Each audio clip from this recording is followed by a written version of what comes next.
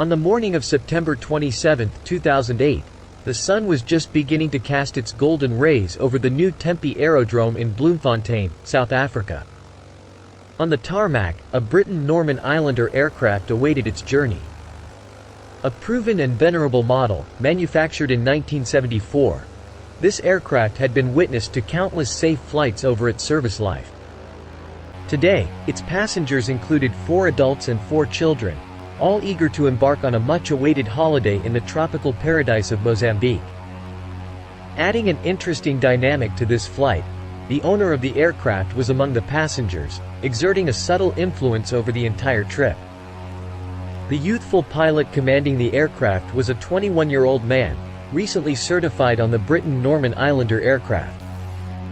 Having just completed his conversion a day before the flight, his experience on this specific aircraft was limited to a mere 2.6 hours. Despite his relative lack of experience on the Islander, his total accumulated flight experience stood at 275 hours, with a significant 75 of those hours earned within the last 90 days. A noticeable wrinkle in the usual operation was that the regular pilot had sustained a severe leg injury 2 weeks prior to the trip, rendering him unfit to undertake the flight. Consequently, the young pilot had been brought in as a replacement at short notice. The first leg of their journey was smooth, with the aircraft successfully navigating its path from New Tempe Aerodrome to Kruger International Airport without any issues. A planned brief stop at Kruger International Airport was part of their route for customs formalities before they would finally set course to their final destination, Inhambane, Mozambique. All passengers were brimming with excitement to spend the school holidays in Mozambique, a popular destination for South Africans, known for its beautiful unpopulated beaches and tropical climate. The passengers' anticipation grew as the aircraft took off for the last part of the journey to the picturesque Inhambane. After spending most part of the day navigating the skies, their aircraft finally touched down at their long-awaited destination. The feeling of anticipation shifted to exhilaration as they stepped off the plane and their much-anticipated holiday officially commenced. As the blissful week in the beach paradise of Inhambane neared its end, the merriment began to fade, subtly replaced by a creeping sensation of apprehension. The lodge staff, observing the pilot's behavior, noticed an increasing amount of time spent engrossed in online weather forecasts and growing concern about the weather conditions back at Kruger International Airport and its surrounding areas. The pilot, aware of the impending adverse weather conditions, tried to persuade the owner to delay the departure, managing only to secure a mere 1-hour postponement. The observant staff saw that the pilot, influenced by the owner's insistence and the looming school reopening the next day, was reluctantly pushed to proceed with the flight against his better judgment. Loaded with a worrying amount of luggage and souvenirs and fueled with 200 liters of fuel, the aircraft took off from Inhambane Airport on October 5, 2008. The flight proceeded smoothly without any incidents. After landing at Kruger International Airport, they undertook the necessary procedures of refueling and clearing customs. At 13:17 Zulu, the aircraft ascended into the sky, embarking on its homeward journey towards New Tempe Aerodrome. In no time, the circumstances took a distressing turn for the worse.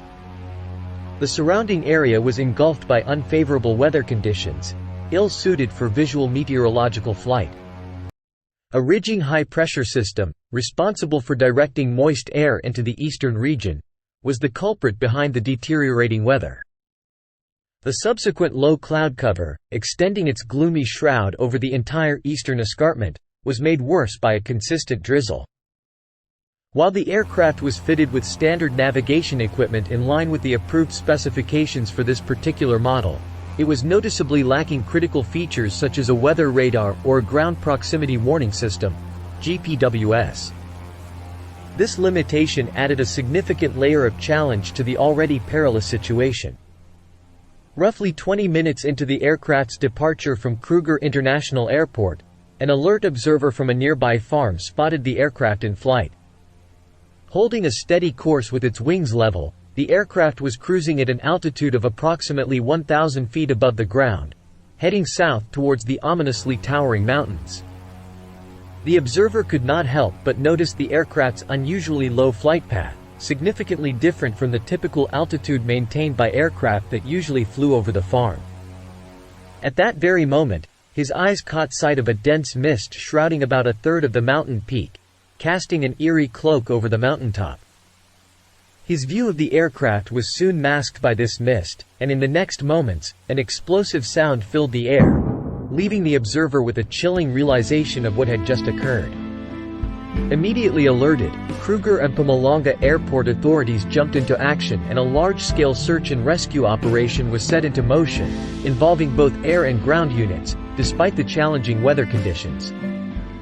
After a meticulous search that lasted the better part of a day, the wreckage was finally discovered about 170 feet below the mountain peak. The crash site bore witness to the violent collision, with a dense pine tree plantation in disarray and a post-impact fire causing further damage.